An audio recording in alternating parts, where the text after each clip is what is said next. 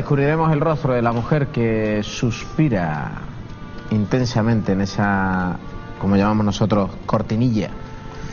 Con M de Misterio, José Manuel García Bautista, buenas tardes. Fernando, buenas tardes.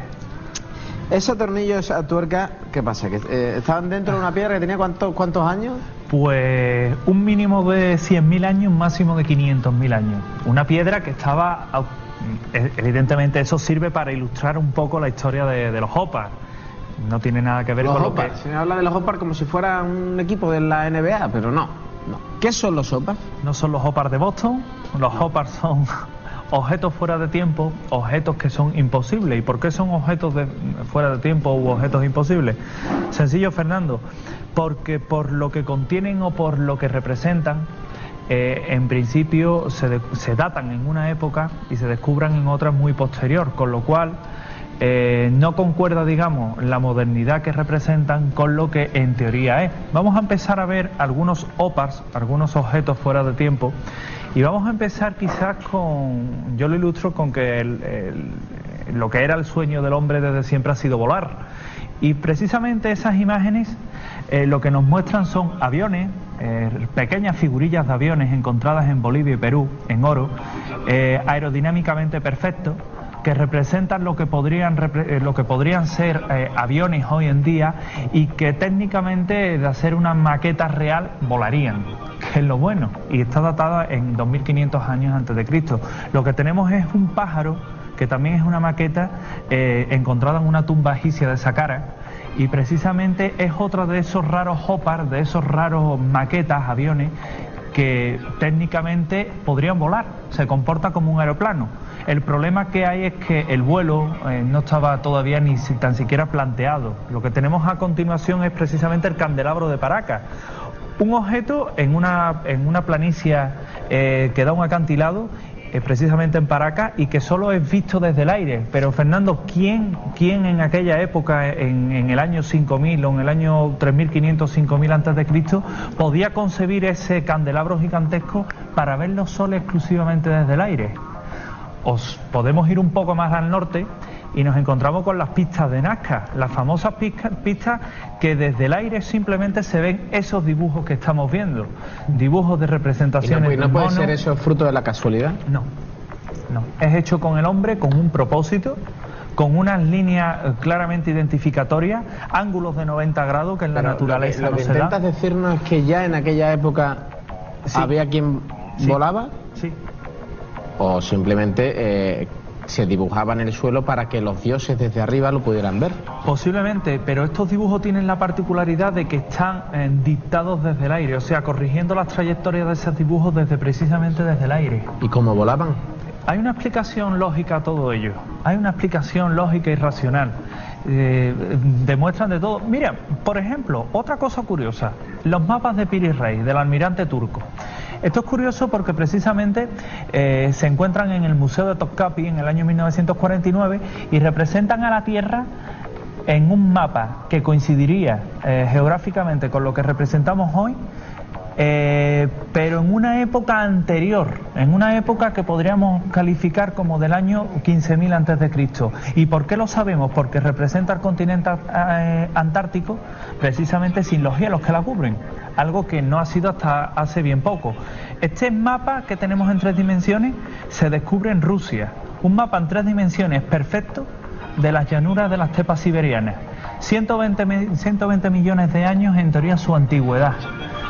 La Tierra tiene una antigüedad de 4.000 millones de años, también hay que recordarlo. ¿O qué me dices de esto otro? De presuntos objetos voladores o artefactos que servían para volar en el antiguo Egipto. No es una teoría nueva. Tenemos, por ejemplo, esquemas de cohetes con sus 3 fases de ignición de Conrad Haas del año 1576 y 1555, y que eran plenamente operativos. De hecho, se conservaban prácticamente como una reliquia. o las figurillas de arcilla que se guardan en diferentes museos peruanos de dioses voladores, mitología, como este, por ejemplo, que algunos astronautas han querido recrear o han querido ver lo que es un módulo de llegada, por ejemplo, de alunizaje. Quizás es un poco exagerar en esa valoración, pero guarda similitud, como lo guarda, por ejemplo, el famoso astronauta que vemos en pantalla y que parece realmente orbitar en torno a un módulo. ¿Por qué no?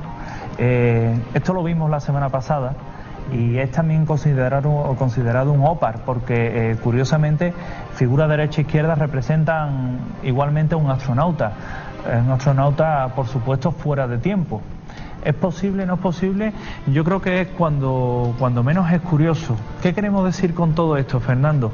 Pues que realmente quizás nuestra ciencia de hoy en día no puede explicar en determinadas causas o determinados hallazgos que se han encontrado en la antigüedad, que se le data con unos ciertos años de antigüedad, miles de años de antigüedad, que en teoría esos miles de años de antigüedad no coinciden o no son suficientemente valorados en contraprestación con el nivel cultural o tecnológico que tenía esa cultura. ¿Pero qué dice la ciencia? ¿Qué dice de todo esto? La ciencia dice precisamente que son objetos imposibles, objetos que técnicamente son reales pero están fuera de tiempo como tales.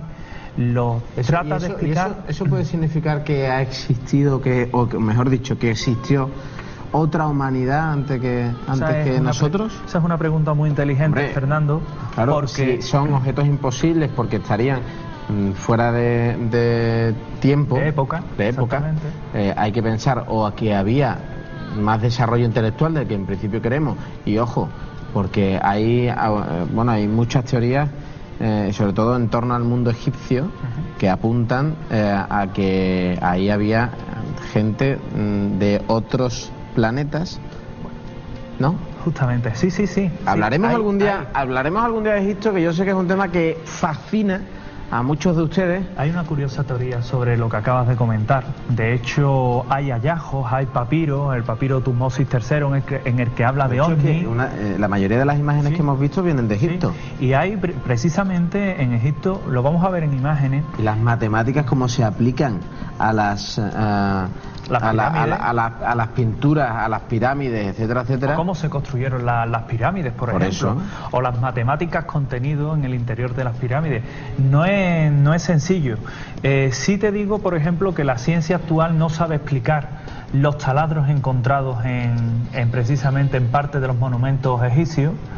Y precisamente aquí tenemos más vídeos, en este caso Egipto, como tú bien comentabas anteriormente, hablando de esas pirámides de Egipto, en los que podemos hallar y podemos encontrar muchos vestigios de esos que hablabas antes. ¿Cómo iluminaban, por ejemplo, los antiguos egipcios el interior de su monumento funerario sin que en el techo, por ejemplo, haya restos de hollín de antorcha? Eso que estamos viendo en pantalla precisamente es lo que les han llamado las bombillas egipcias, porque se cree que representa un filamento, una ampolla de vacío y un cordón que posiblemente era el que suministraba de luz. Esto, a simple vista, dicho aquí por nosotros, pues suena a locura, y la ciencia en principio se lo tomó como tal. Pero ¿qué sucede, Fernando, cuando unos científicos de una universidad deciden precisamente llevar eso que estamos viendo en pantalla a un laboratorio a ver qué sale? En principio, lo que estoy diciendo puede parecer una herejía, pero ¿qué sucede si la herejía funciona? Y si la herejía con métodos de aquellos tiempos resulta lo que estamos viendo en pantalla. Precisamente una ampolla de luz que se basa en el mismo principio que hemos visto egipcio, el mismo filamento, el mismo, digamos, cable que suministra y digamos que es alimentado por una especie de gas en suspensión, algo similar. El caso es que funciona. Y la prueba y la luz está ahí. ¿Y cómo debemos interpretar cosas como esta? Pues debemos interpretarlo, Fernando, con una mente bastante más abierta de la actualidad, no tachándolo todo como superchería religiosa de aquella época, y realmente sopesando el hecho como realmente debe de cuestionarse todo esto, ¿no? Como que realmente esos antiguos egipcios, estamos viendo las pilas de Bagdad, algo fascinante de lo que hablaremos mañana, como realmente algo que funcionaba, y algo que funcionaba en base a un saber. Me hablabas antes de posiblemente de las pilas de si existió otra humanidad o no. Posiblemente existiera, y digo posiblemente porque ya Platón habla de la Atlántida, que es un continente efímero, un continente de momento mitológico, pero también era mitológica la antigua Tartessos, y sin embargo ahí están los restos, que era suficientemente avanzada, y sin embargo estas personas contaban con una cantidad de hechos tecnológicos, como por ejemplo el caso de los famosos espejos de Arquímedes, que también sonaba locura hasta que realmente se recrearon. Es fascinante. Tengo muchas ganas de hablar de Egipto. Sí. De Egipto tocaremos. Y de las pirámides, La semana. De todas formas, como estamos viendo en pantalla, son imágenes que vamos a seguir comentando. Y de algunas representaciones que hay egipcias que demuestran efectivamente en el manejo de las matemáticas, de la medicina, con utensilios. Perfectamente. Además hay otra cosa que es bastante importante, que es que a nivel médico, a nivel científico, la cultura egipcia despierta aún muchos interrogantes.